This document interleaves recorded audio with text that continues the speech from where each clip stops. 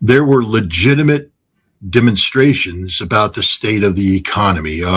One of the reasons that triggered these demonstrations was outside interference in the Iranian currency. Things were done to deliberately crash the Iranian currency, and it was done on purpose by outside actors. And then legitimate demonstrators went to the streets.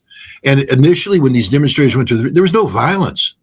The president of Iran actually walked side by side with many of these demonstrators. He says, "I'm with you. I understand this. We need to do a better job." But then what happened about day 2 of the demonstrations, radicals took over.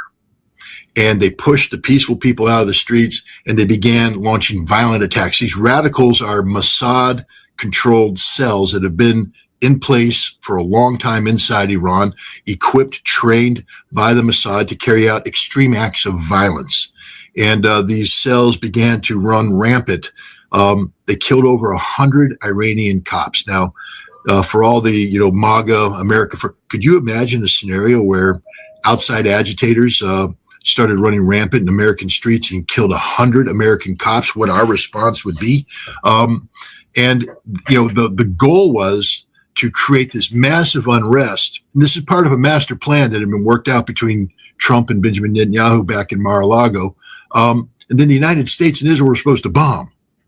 And when they bombed, they're supposed to decapitate the leadership. They were supposed to suppress the ability of the security services to interfere with the violent demonstrations. And this would lead to a revolution that would cause the collapse of the Iranian government. And then the son of the former Shah Pahlavi was supposed to come in and become anointed king of Iran.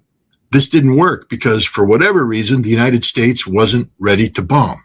And by the time Trump said we're going to bomb, the whole thing had been suppressed. The Iranian government had taken control, had suppressed and destroyed and defeated the Mossad-backed agents.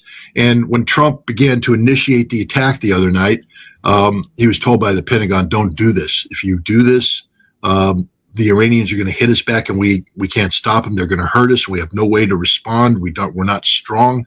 And the Israelis made the phone call and said, "Too late, boss. Stop. Don't do it. Because if you do it, they're going to hit us and crush us, and we can't defend ourselves." The whole idea of the demonstrations and the air attack was to rapidly collapse the Iranian government so they couldn't launch their missiles. But now it's too late. The Iranian government's ready, locked and cocked. And if they get attacked, it will be devastating for the United States and for Israel. This was something that was cooked up in Mar-a-Lago. I mean, Lindsey Graham has admitted it. This is something that Netanyahu and Trump cooked up when Netanyahu was visiting Mar-a-Lago. This was all planned. There was extensive planning going on between the Mossad, the CIA, British intelligence, Dutch intelligence, and every intelligence agency in the world that has been lined up against the Iranians.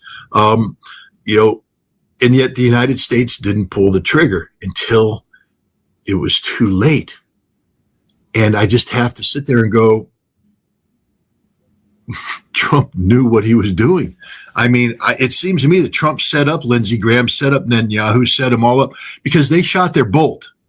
The Mossad network that was used is gone, finished. I mean, the Israelis panicked in the end. When they lost communication with them, they tried to shove in a whole bunch of new Starlink, communication kits. And the Iranians were just sitting there waiting for them to come in and go, "Thank you very much. Thank you very much." Because the Iranians broke the code, got in there. Thanks to the help of Russia, by the way. So it's all over. That entire network's gone. It took decades to build that network up. It's gone. So Graham knows what happened. There is no capacity to, replicate the opportunity that was lost. Now, he's trying to be nice and say it's not Donald Trump's fault. It's 100% Donald Trump's fault.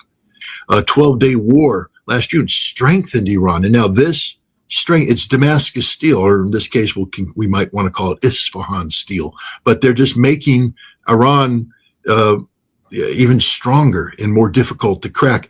And the reality we need to come up with is we have to understand that we keep talking about Iran as a theocracy. And yes, they have the supreme leader. And yes, the Shia faith is central to the way that Iran views itself.